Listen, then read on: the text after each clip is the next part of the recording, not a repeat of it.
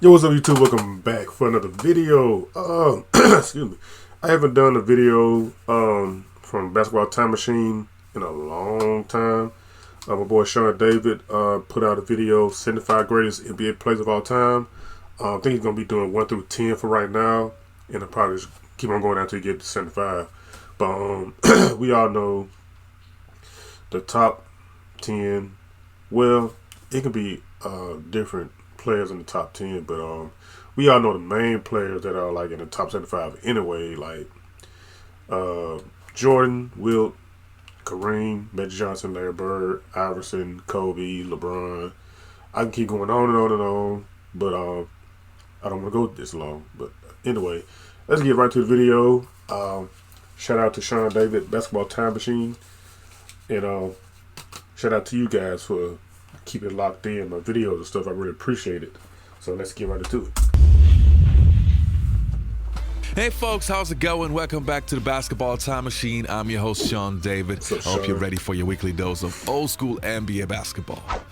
Now, I'm not sure if you heard about it, but Slam Magazine released their top 75 NBA players. And I saw the list and I thought, oh yeah, there are a couple of players that I would have ranked differently. And with all the other guys that came up with their list, I thought, okay, I will hit you up with my top 10 players of all time. Oh, but this before we your dive top into 10 that, I want to player, ask you guys okay? for a small favor. Please like the video if you enjoy the content, and also post your top 10 list in the comments below the video.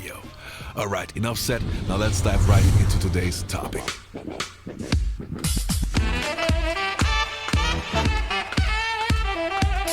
For some reason, I just feel a little bit of intro.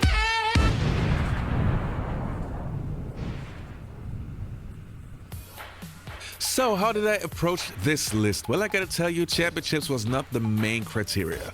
I also took a look at how would their game translate to any era of NBA basketball, and how good was their competition in the era that they played in. All right, now let's start with position number 10. Will do. So coming in at number 10 is Shaquille O'Neal, the Shaq. Diesel, the most dominant force since Wilt Chamberlin. When Shaq entered the NBA, he was unstoppable from the get-go, That averaging spin was 23 crazy. points and 13 rebounds as a rookie. And the following years, he was the reason why players called in sick, because they just did not want to play against this machine. Wow. But O'Neal was not only pure force, especially in his Turn around, earlier jump years. shot. He was agile, fast, could handle the ball for a big, and had a solid post game. Hey. Shaq was a player who would have been dominant in any era. Damn. And if you think he would have had problems guarding today's bigs, I would have to say you're not correct.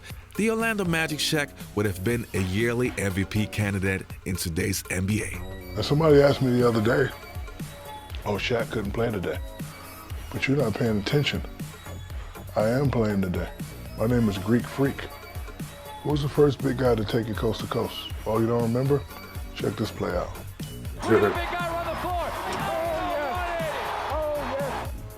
I play just like Greek Freak. Take it off the glass, high percentage shots. And the history of big men is right in that handful of greatest centers ever. To win the championships that he's won, the long career, the impact that he has had on the game.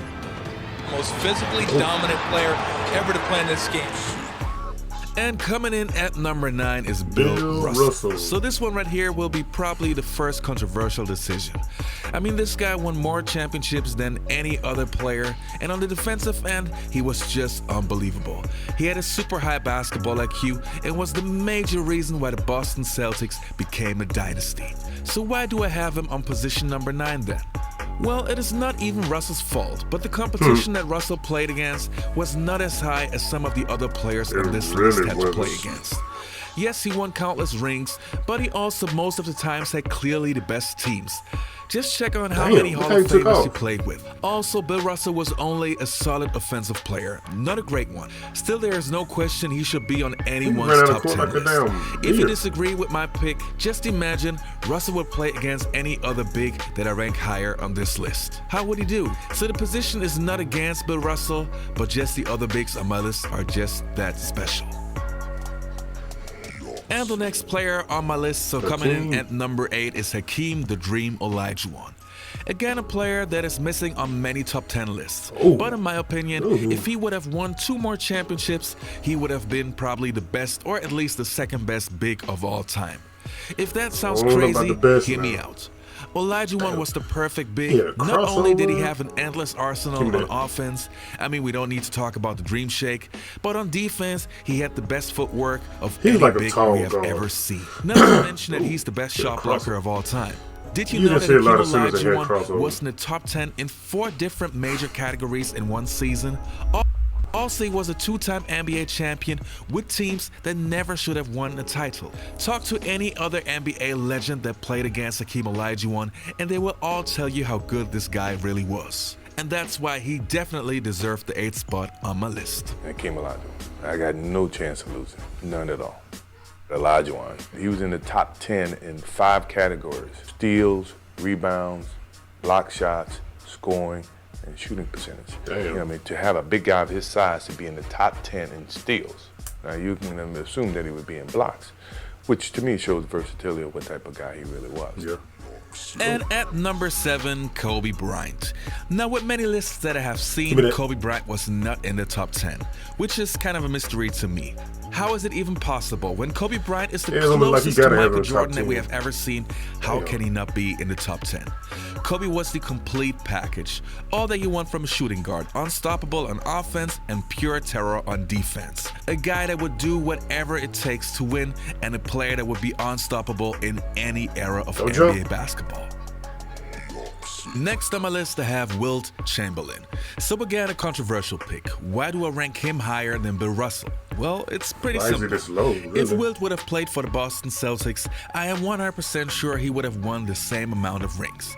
And yes, Russell was the better defender, but Wilt was by far the better offensive player. Yeah, he was. And again, Wilt did not play against the greatest competition, but if you take a look at how he played, he would have been trouble in any era. And we have to remember, 100 points in a single game and 50 points per game is almost impossible, no matter how bad the competition is. And just to be clear, I'm not saying per se that the competition back in the days was bad, but the league was not filled entirely with great players. So Wilt is my number 6 pick. Coming in at number 5 is LeBron James. Again, I am sure that many fans will disagree. I mean, there's a reason why many fans rank him as the best player of all time. LeBron is a fantastic player. And even though I'm not the greatest fan of LeBron's, objectively speaking, this guy is the perfect athlete. He dominated his era like no other player, and is still going strong despite his age. But to explain why he's not in my top 4, I have to talk about his flaws. His free throw shooting, for example. When the game is on the line, you just don't want LeBron James on the free throw. No, you don't. Also, he's not blessed with the killer gene, which all the other players in my top 4 have. Yeah, I heard it. He's not blessed with the killer gene. He is totally correct on this. He does have that killer gene that Iverson had, that Jordan had, that Wilt had, that Kobe had. He just don't. Other things that I don't like is his flopping and his recruiting of the best players in order to have a super team to win the championship the easy way. There are a couple of other reasons, but I think you get the point, so I can't rank him higher than number 5. Good job. And at number 4, Irving Magic Johnson. Yes, I rank Magic higher than LeBron, for a simple reason. That Magic Johnson was the definition of a winner. Was he the better scorer than LeBron James? No, despite the fact that he could have averaged more points if he wanted to. And was he the better defender than LeBron James? No, he wasn't. But was he the better floor leader? Yes. Yeah. Did he play against stronger competition? Yeah. Yes. Did he win more championships? Yes. Yeah. Was he more important for the NBA? Yes. Did Magic Johnson have the better career? And was he slightly more valuable as a basketball player? Yep. Yes, he was. That's why Magic Johnson gets the 4th position. And the next spot, so coming in at number 3 is Larry Bird. Again, a decision that not everybody will understand, but Larry Bird was just that good. Highest basketball IQ we have ever seen. Despite the fact that he was not the perfect athlete, he could do everything. He won 3 MVPs in a row and also deserved every single one of them. If I compare him to Magic Johnson, there's a reason why I rank him higher. Bird was the better shooter, the better scorer, the better defender, the better hustle. I just want to see if he will taste my food. Sorry guys, I'm back. My wife wanted me to taste some food real quick, but yeah. Player, remember, not every superstar hustled after every single loose ball. He was the better rebounder, and passing-wise, he was super close. He played in the toughest era of NBA basketball in the 1980s, and even then outshined 99% of every other superstar. Before he joined the Celtics, they were a really bad team, and once Larry Bird showed up, they won 62 games. I mean, come on, that just shows how valuable this kid was, even as a rookie. It was Larry the Cable Guy and Larry Fitzgerald, but I can't make that work. 1981, the finals against the Rockets, struggled offensively at times, but came up big in the series-clinching win Game 6, 27 points, 13 rebounds. They made several key plays down the stretch, including the dagger 3. Bird captured the first of his 3 NBA championships.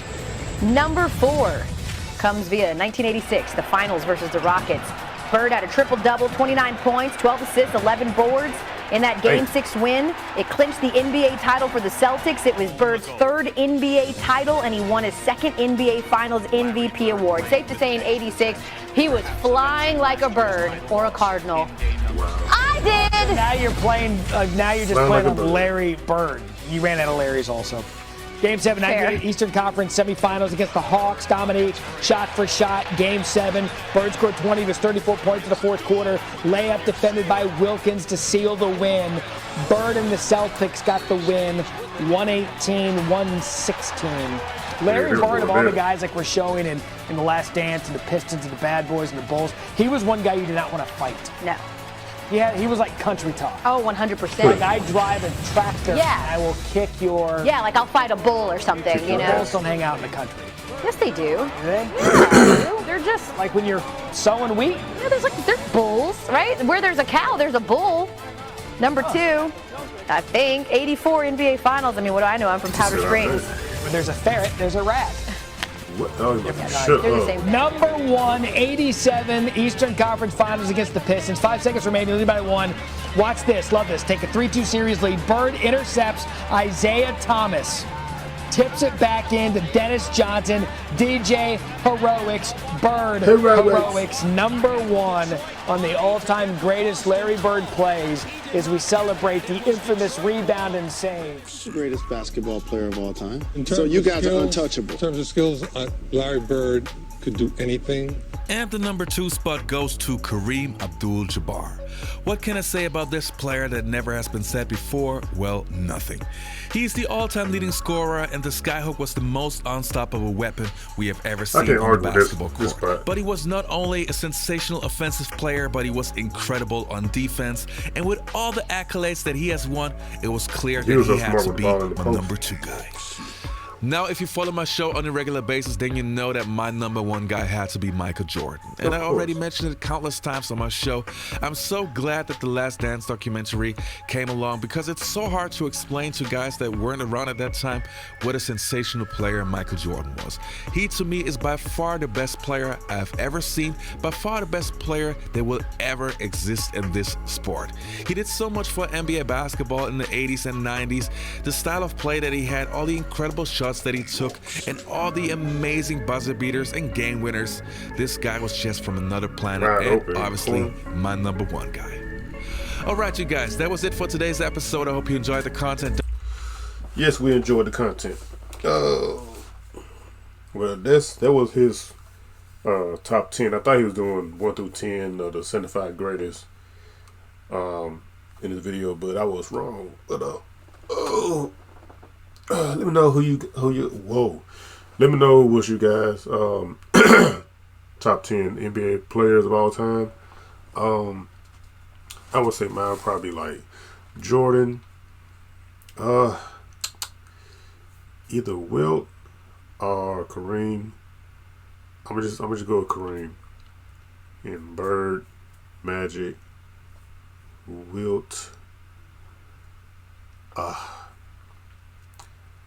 guess you could say LeBron, Hakeem Olajuwon,